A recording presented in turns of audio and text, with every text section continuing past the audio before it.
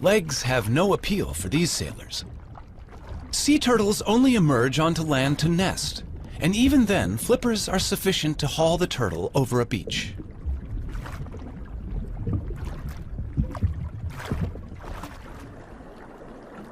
Freshwater turtles, or terrapins, do have legs, with webbed toes to propel their streamlined shell. When feeding on the bottom of a lake or river, legs are more useful than flippers. And terrapins also climb out of the water, so their legs are essential.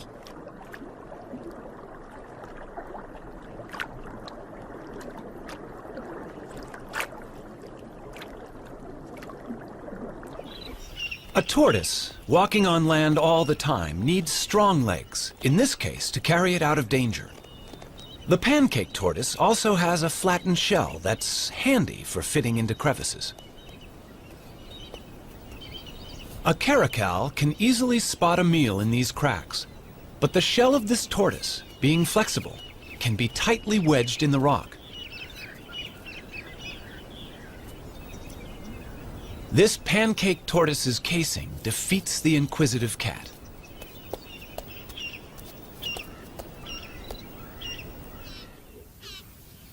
Giant tortoises, and this one on a Galapagos island is among the largest in the world, have no natural predators to hide from, but they need weightlifters' legs to move their enormous shell.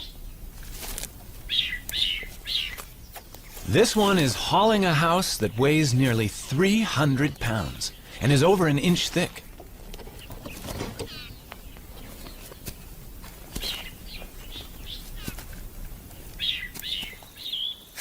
A tiny box turtle leads a far more troubled life in raccoon country, but its domed shell has a cunning device that usually outwits such hunters.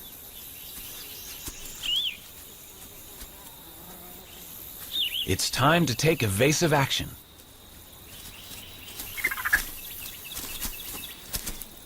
The shell is hinged. The drawbridge comes up, and all of the turtle, head, limbs, and tail, is safe inside its castle.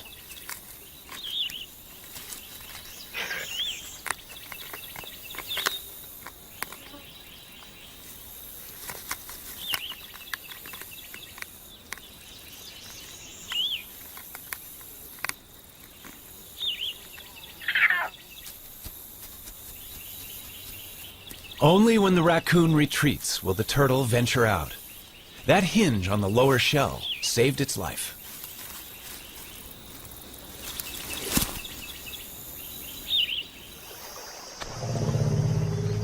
The turtle's shell has survived some huge challenges over millions of years. But sometimes, no matter how good the design, the odds can be against it.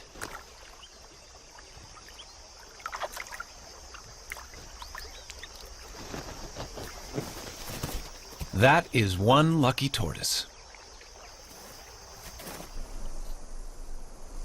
Surviving the heat of a desert is a particular challenge for tortoises. They can only control their temperature by moving into and out of the sun.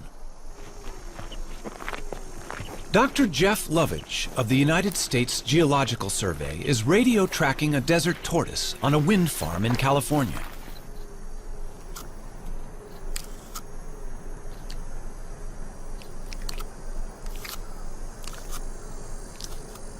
Desert tortoises have recently started to decline, and Jeff wants to find out why. Well, here's one of our females. Hello. It's getting a little warm out here, isn't it? It's only 9 o'clock right now, but it's already hot out here. It's probably 95 degrees and it's going to be 115 before the day is over. And she's heading for the burrow off to my right. The tortoise needs the burrow to survive and protect itself from the extremes that are so characteristic of the desert. 115 degrees. 30 degrees more than even this desert tortoise could survive out in the open. Look at her walking into my shadow. Desert tortoises take advantage of every opportunity they can to become cool in the midday sun.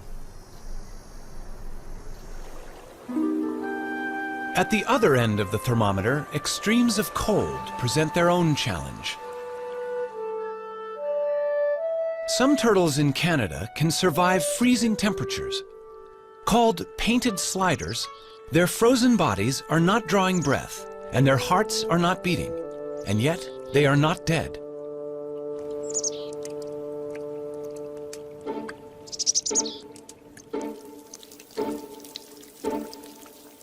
These hatchlings, born in August, freeze and unfreeze throughout the winter until the final thaw in spring. How the cells of their body survive this, nobody knows.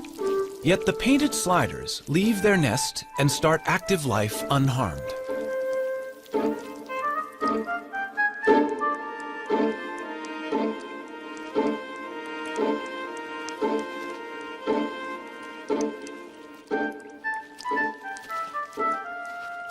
Such marvelous abilities to survive were entirely to the turtle family's advantage, until humans appeared on the horizon. In the centuries before refrigeration was invented, it was sailors who took advantage of the turtle's special qualities. Since turtles can survive for several months without food, they could be carried aboard as a supply of fresh meat. Killing turtles for their tasty meat is a very ancient practice. Wham! That's a direct hit. It's painless for the turtle, though, because we use a special kind of harpoon point, just enough of it to penetrate his tough layer of shell. That is now known to be nonsense. Nerve endings by the hundreds fill both shell and bone, but myths die as hard as the turtles. These turtles weigh from 300 to 500 pounds, and their age is estimated at £1 pound to the year. By the start of the 20th century, overexploitation had brought some kinds of turtles to the brink of extinction. Today, turtle soup and meat consumption continues despite international laws, which attempt to protect endangered turtles.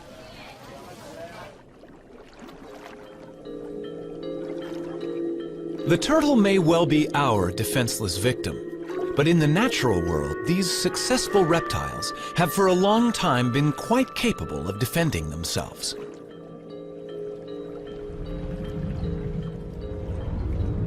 Tiger sharks and their relatives kill sea turtles in deep water. But in these shallows, this loggerhead turtle can turn the tables.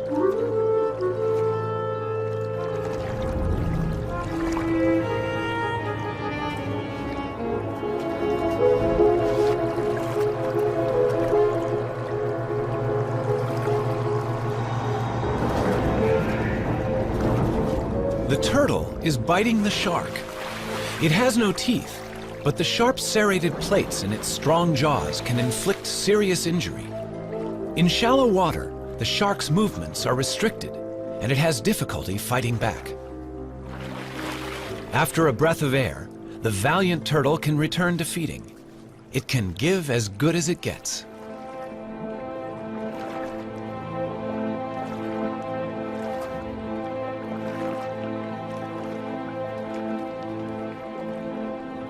A loggerhead eats a variety of seafoods, but its beak is ideal for capturing hard-shelled prey. Bad luck for this crab.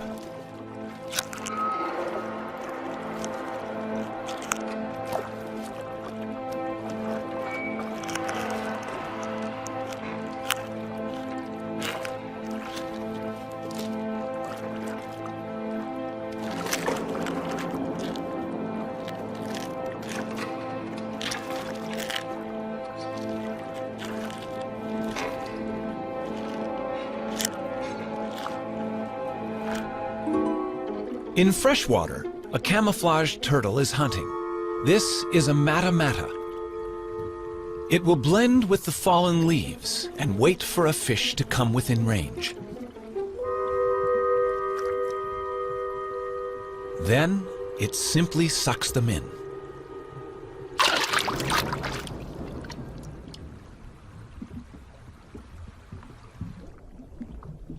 The fearsome jaws of an alligator snapping turtle gape and reveal a worm-like appendage on its tongue. Lured by its wriggling, a fish investigates this death trap.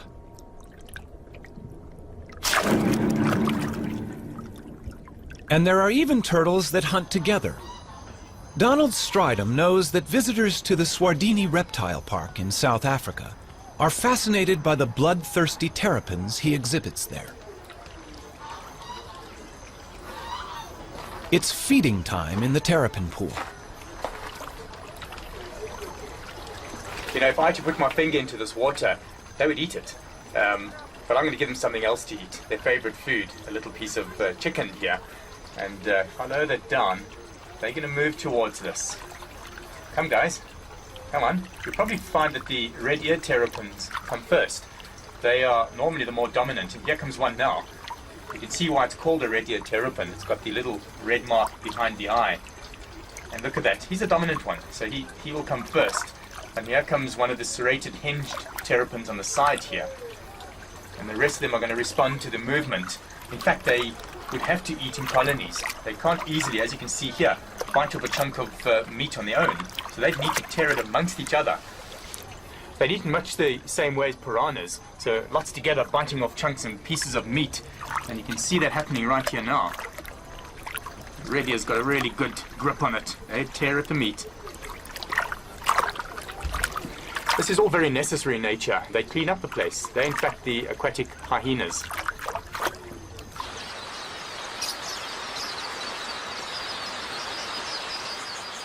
Forget big game watching here. Keep your eyes on these little guys.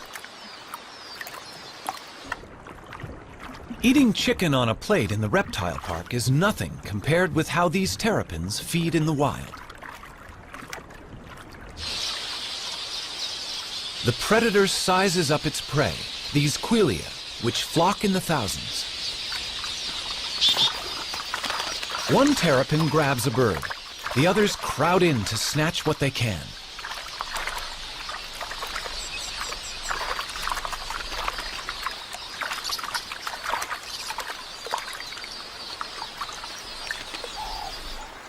Even birds as big as doves are not safe from the helmeted terrapin's submarine attack.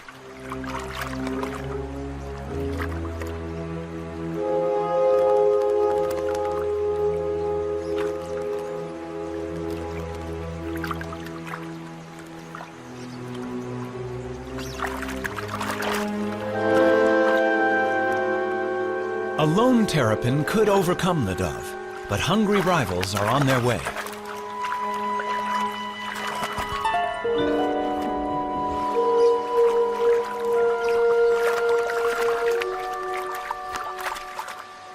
And turtles can be even more competitive when it comes to mating.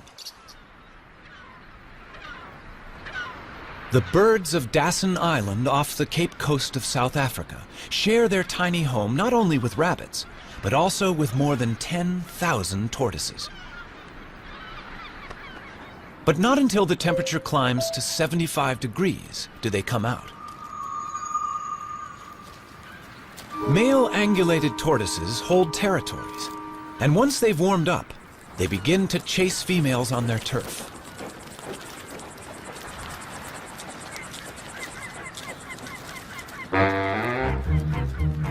Once he's found one, he won't easily let her go. So far, so good, but he's chased her onto another male's territory, which will upset his plans.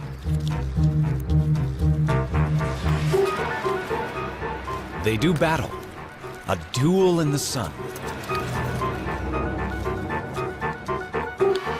But a third male has seen an opportunity, and he's mating with their female. Neither the combatants nor the vigorously mating couple show signs of giving in. By the time the fight reaches its climax, the mating is also over. The loser may even lose his life. He must right himself, or else fry in the sun.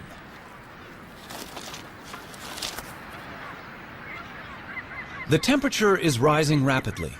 He must get into the shade. But that's hard to find with 10,000 competitors. His answer is to dig in, covering head and limbs and using his shell as a sunshade.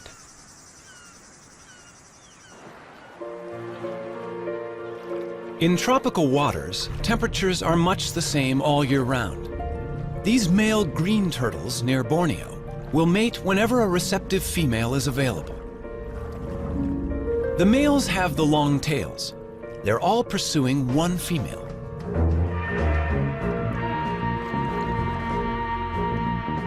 A male succeeds in locking onto her shell and mating with her. Rival males are surprisingly vicious in trying to interrupt his success. These powerful jaws can injure a flipper. And not only the mated male, but other rivals are also getting bitten. But to no effect. The desire to mate is strong, and only when he has succeeded will other males have a chance to take his place.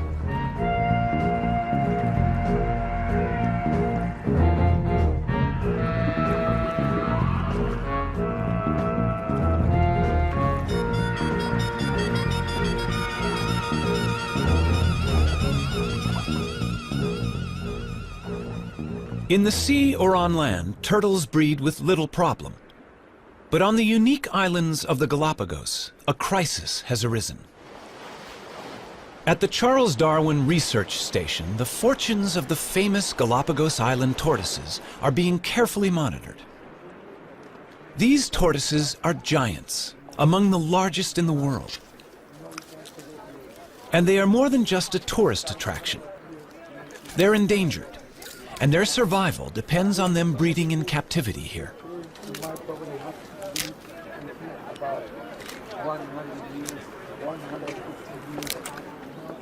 These baby tortoises are the hope for the future. Each island has its very own type of giant tortoise, found nowhere else. And in these pens, babies are being nurtured until they're ready to be taken to their particular island home.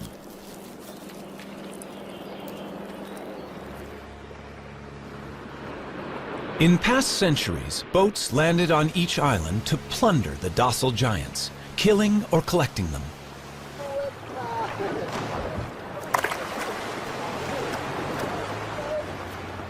Today's boat is helping to right that wrong, bringing in young tortoises to replace those that were taken.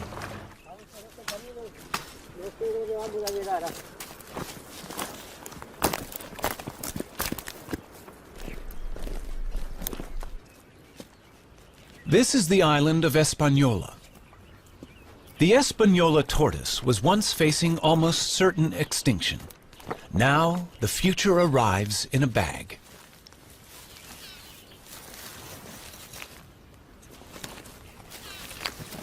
A 1,000 young tortoises have been released like this, all bred from just 15 adults collected in the 1970s. They should be safer than they've ever been. Their only enemy was people, and now the poacher has turned protector. In 20 years, they should all be as big as this adult. But this success has not been repeated for the tortoises of Pinta Island. The last remaining resident of Pinta is living out his old age at the Charles Darwin Research Station. They call him Lonesome George. More than 70 years old, he's the last of his species. All the others starved when introduced goats ate the plants of Pinta, and shipborne rats ate the tortoise eggs. Zoos and private collections worldwide have failed to turn up a relative. And even if a mate were found, he could be too old to breed. The Pinta Island tortoise may be the first turtle species to become extinct in the 21st century. The future of many of the world's turtles is a matter of concern. Even the olive Ridley sea turtles, famous for their mass egg-laying on this beach in Costa Rica, are arriving in fewer numbers each season. Randall Arouse is familiar with the spectacular Aribata, as it's called, here at Ostianal. Ever since I was a very young boy, and I was always interested in marine biology, But then one day, it was 1982, I was a second-year biology student. I walked into the school and there was a big sign that said, Aribata, we need volunteers. And I thought, well, I've heard about the Aribatas and the turtle nesting. I should go check it out. Then I came to Oceanal, right here at this spot, and I saw the Aribata happening. And right then it struck me. Like I had to study turtles, and I've been doing turtles ever since. As many as 200,000 turtles might haul out onto this beach on one night. 20 years ago, it would have been 1 million, but this is still one of the biggest Aribatas in the world. The turtles are right now congregating right out there. They're going to congregate in what we call the float, and they'll start coming up after the sun goes down, and probably by midnight or 1 in the morning, we're going to have a very high concentration of turtles nesting here on this beach, and they're not going to finish until sunrise, probably at about 8 or 9 in the morning. So yeah, it's going to be some pretty heavy work all night long. We basically know that these turtles come for 2 or 3 consecutive Aribatas in a row. Then they're going to leave, and we won't see the turtle again for another year or another 2 years. The Aribata that we're witnessing now may easily have 100,000 turtles participating. And 100,000 turtles at 100 eggs per turtle, roughly, that means 10 million eggs. Eggs are the turtles' investment in their own future. But eggs can also produce illegal income for poachers. So patrols of armed guards protect these nesting turtles all night against egg thieves.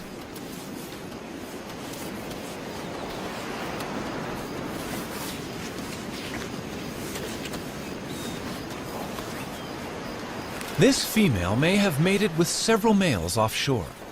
So each of her 60 to 100 fertilized eggs may have a different genetic composition, which is healthy for the future of olive ridley turtles.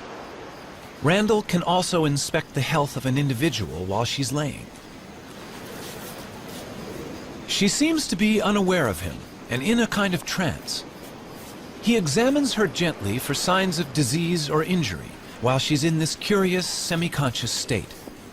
Just why she enters this trance is not yet known.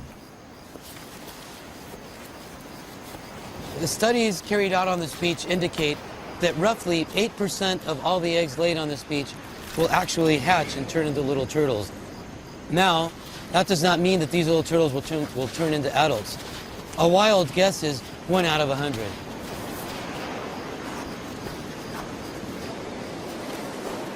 This beach at Ostianal is only about 4.5 miles long.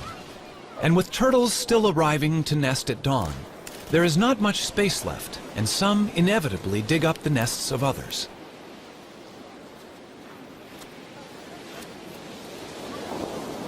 Many eggs get damaged, and the loss is enormous.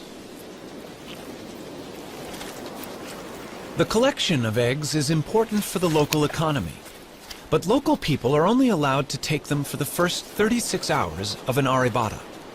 It's a conservation plan they're happy with. The community of Ostianal protects their turtles in many ways. Probably the main way is they respect the management plan. There are rules as to when you can harvest, when you can't, and the community as a whole complies. You can only harvest the eggs for the first 36 hours. The eggs have to be packaged in a special way. There has to be receipts. There's all this paperwork. And the people of Ostianal comply with all these rules and regulations to their very best. And they get a good harvest without harm to the turtles. Soft-shelled, the eggs travel well to a luxury market, where some are enjoyed over the bar in a pricey drink they call baka.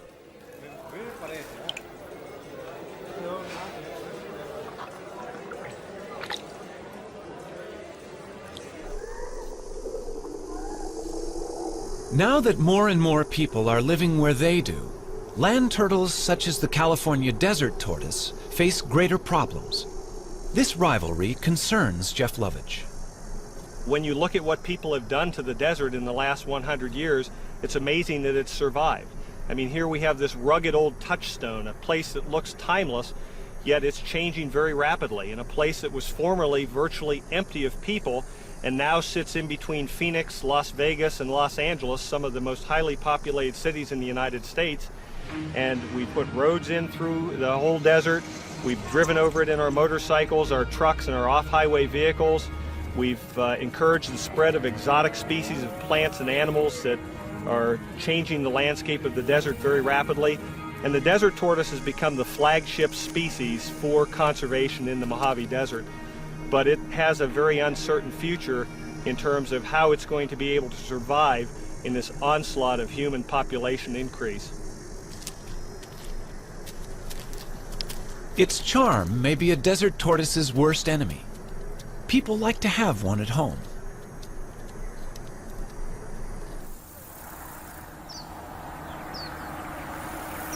Problems arise when the once loved pet outgrows its welcome. It seems so easy and kind to let it go in the wild. But Fred, or whatever his pet name has been, is about to cause problems among the wild tortoises he will inevitably meet. He appears to have a cold, a viral infection that he'll soon pass on to others.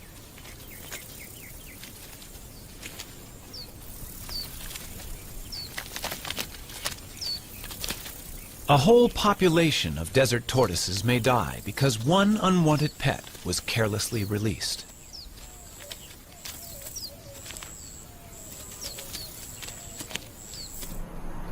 Close to towns, tortoises are presented with other problems. Our roads cross their territories, and they get injured.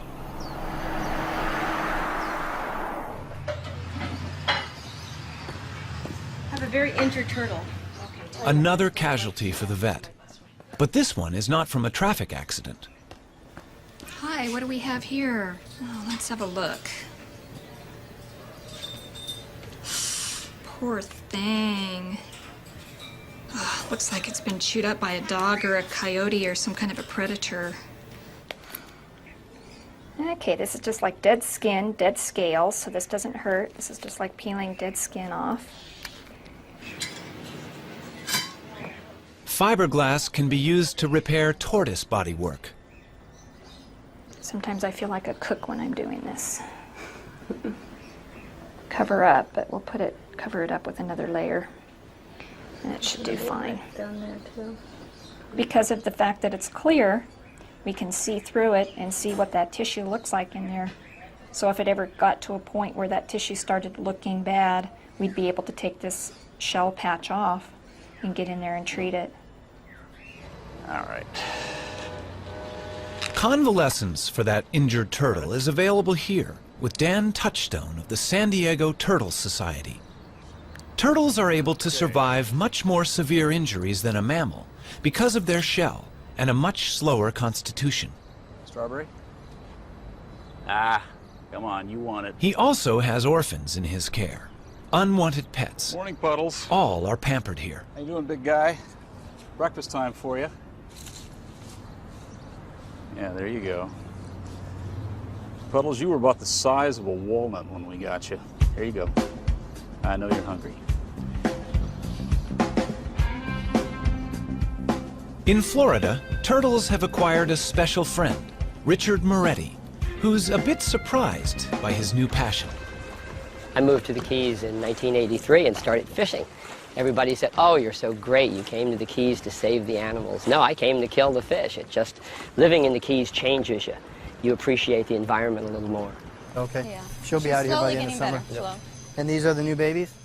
Concerned about sick and injured turtles he encountered in the late 1970s, Richard set up the Florida Turtle Hospital and staffed it with a dedicated veterinary team. Well, she'd have to get a little larger, but yeah, she's swimming okay and she's eating just fine. I filled an old saltwater swimming pool with tarpon and grouper and snapper, and all the children that came to visit said, do you have any turtles? So in 1986, we went to the state of Florida and said, how do we get sea turtles? They said, well, the only way you can have them is to do something for them. And I said, well, what would you like us to do? They said, well, we need a rehabber. And they said, a rehabber, if a turtle gets hit by a boat, we take it to the vet and pay the bill. We buy the food and pay the bill, and when it's ready, we turn it out. I said, well, I can do that. And that was our very modest start of the Sea Turtle Hospital. Guys, eat Watch up. your legs. I got him. There he goes. Okay, that's perfect. Well, before I moved to the Keys, I ran a Volkswagen facility, and Volkswagens would come in broken, and my job was to find the best mechanics and the best parts. Well, this is the same. The turtles come in broken, and my job is to find the best vets and the best meds. It's the same, except now instead of having to give them the bill, I pay the bill, and that even makes it nicer. There you go. Thanks, Doc. And I didn't get too wet. This little tumor is the beginning of a virus that affects sea turtles around the world. This disease started 100 years ago. When we first started seeing it 15 years ago in the Keys, turtles would come in with a singular tumor like this.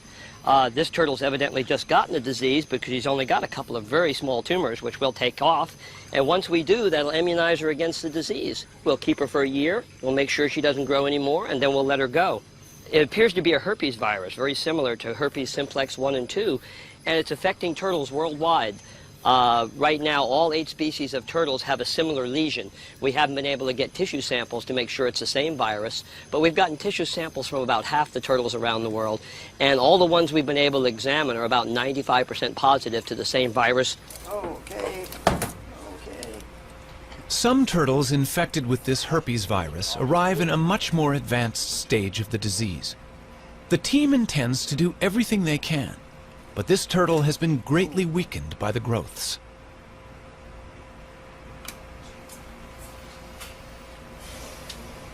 Notice the contrast difference. You have a radio opacity here. Notice it's not bone dense and it's not soft tissue dense. I'm concerned about these. We definitely need to go in, do the endoscopy and document that they're there with some digital photographs. Okay. And the reason too that we have her on her back like this is that way we don't accidentally poke into something like an intestine or a bladder. Here, so you know we're in. That's got to make her feel so much better. Okay, gang, here we go. I'm going to pass this directly in. There we go. The endoscope does not reveal good news. They can recognize large tumors within her body. In the wild, she may not have lived much We longer. have what we need. Okay, now we need to roll her back over. Okay. Because I need to put a suture in there. Suture in there? Okay. Well, that's not good news for this baby, unfortunately. Easy. They can do nothing for her except ease her pain and put her to sleep.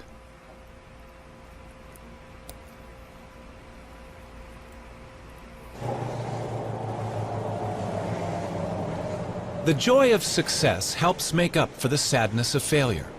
And today, 4 rehabilitated turtles are going home.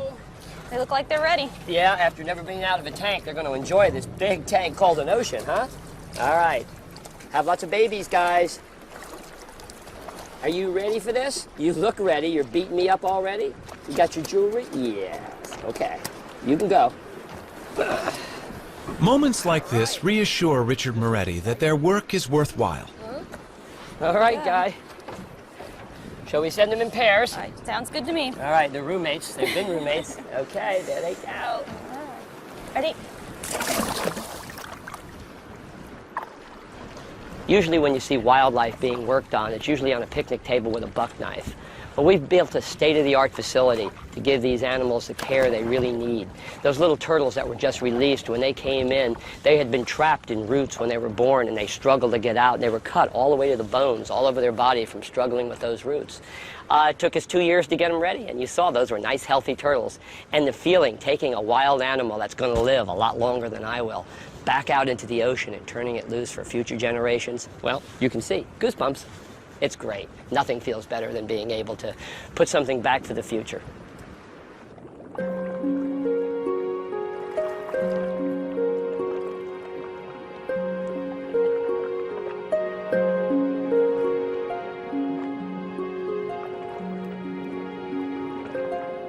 Every day, turtles can be seen enjoying the attentions of cleaner fish in the wild.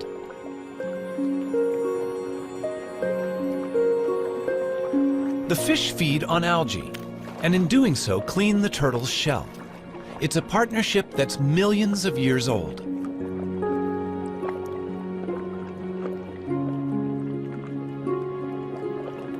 Generation after generation lived in what might have seemed a perfect world.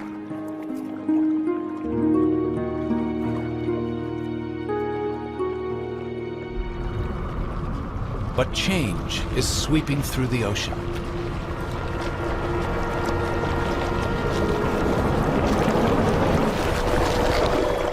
Commercial fishing puts nets into the sea, which can break loose and drift, catching much more than intended.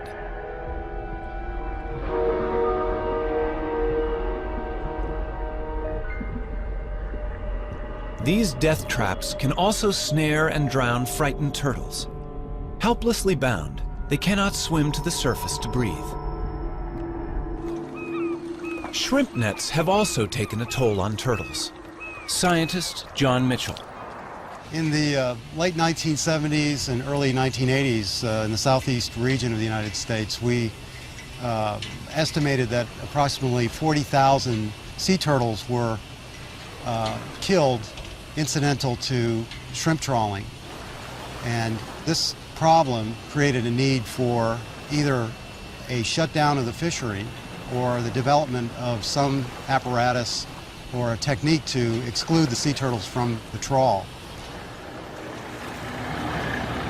What they developed was TED, a turtle exclusion device. It's tested inside the trawl net of a working fishing boat.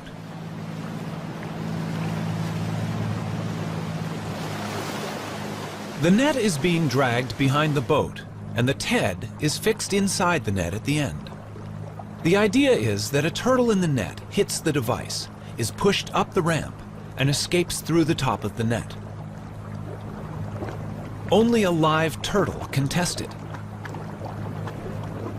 In this situation, a turtle would normally be fatally trapped with the shrimp. But on reaching the TED, the turtle, much bigger than the shrimp, hits the bars, is guided upwards and out into the sea, none the worse for its experience.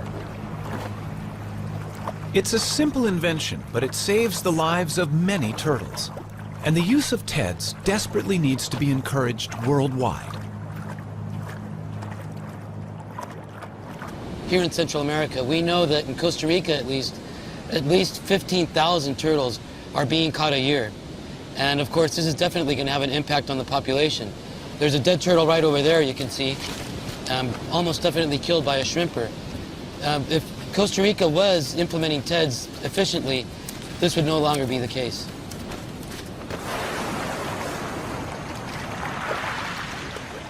In the sands of this beach at Ostional, the olive ridley turtles have been developing for some 60 days.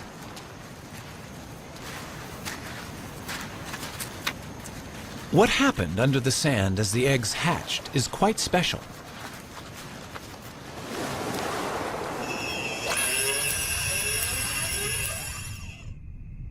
The eggs at the bottom of the nest hatch first. The hatchlings climb to the top of the chamber, and down below, sand fills the space they left. As more hatch, the floor is gradually lifted to just below the surface, and the hatchlings emerge together.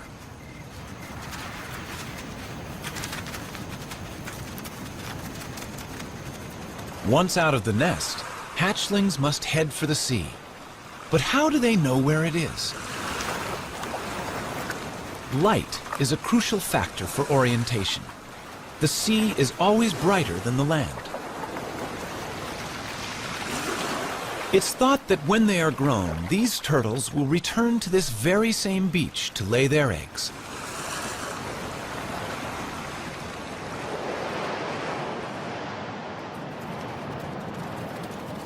Turtles also hatch in daylight.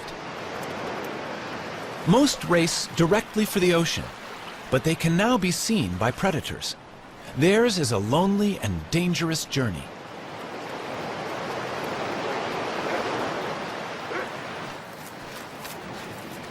On this beach, almost every animal has a taste for turtles.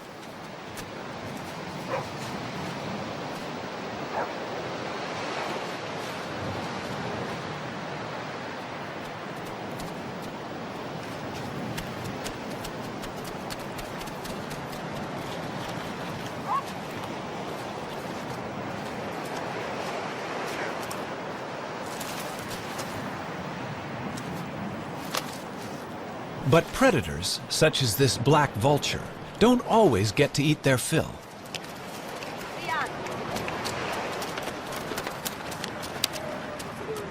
Survival of the turtles is important to the local people.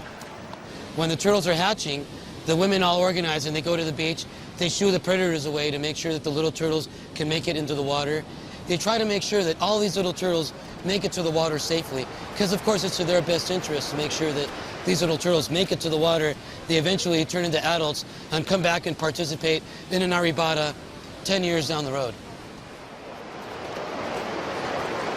Although some 10,000 hatchlings will survive to become adult turtles, remember 10 million eggs were laid in these sands.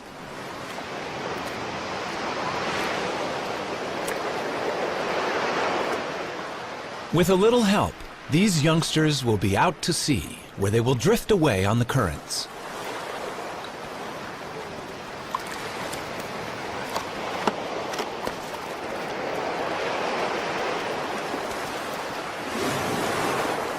No one knows where they go.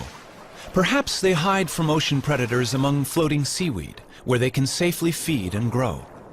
But it will be 15 to 20 years before they return to these waters. Before people ever began helping turtles to survive, alligators had been unwittingly doing so for millions of years. Young red-bellied turtles are hatching from eggs laid in the alligator's nest. The rotting heap is warm and humid, as good for incubating turtles' eggs as it is for hatching alligators. Both stand to gain. Alligators eat a good many adult red-bellied turtles.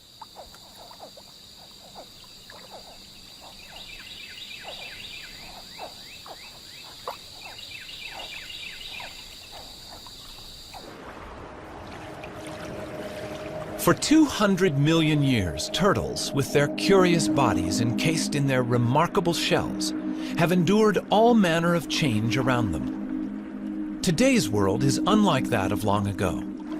The oceans are threatened by human pollution and greed. Ancient homelands have become deserts. Islands are overrun by vermin. And the future for these reptiles may depend on us. We don't know really what role they play in the overall scheme of things with the ecosystem. And I think that's one reason why we should use any means to protect them. There are many, many animals that we really don't, humans don't see a need to spend the effort and the time to conserve, but just the fact that we don't know, I think means that we should. Throughout the world, irrespective of culture, there is an affinity for the turtle. Throughout the world, we have myths that ascribe various characters and features to turtles that we like to teach our children, like being steadfast and being resolute. Here in this country, we have our own myth about the tortoise and the hare, and we teach our children that being steady and continuing to run the race can lead to victory. You don't have to be the fastest, you don't have to be the best.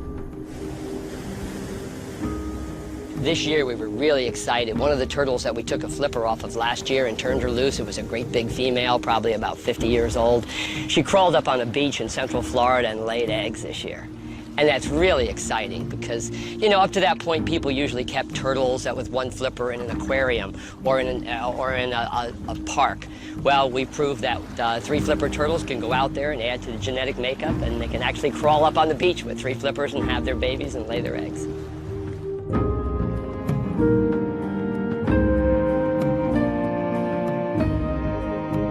They're 200 million years old. Those are living fossils that we put back in the ocean. And hopefully with a lot of help from our friends that help us work on turtles, we'll see them into the next millennium. But it makes you feel really good. You know, we use so much of our assets and our environment up. It's so nice to put something back for the future.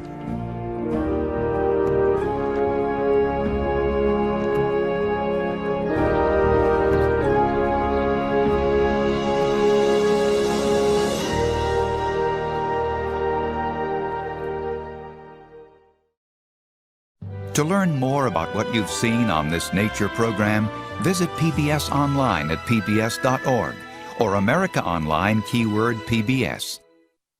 They'd eaten much the same way as piranhas, so lots together biting off chunks and pieces of meat. And you can see that happening right here now. radio's got a really good grip on it.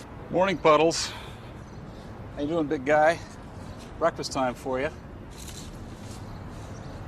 Yeah, there you go. Puddles, you were about the size of a walnut when we got you. They look like they're ready. Yeah, after never being out of a tank, they're going to enjoy this big tank called an ocean, huh? All right. Have lots of babies, guys. Are you ready for this? You look ready. You're beating me up already? You got your jewelry? Yes. Okay. You can go.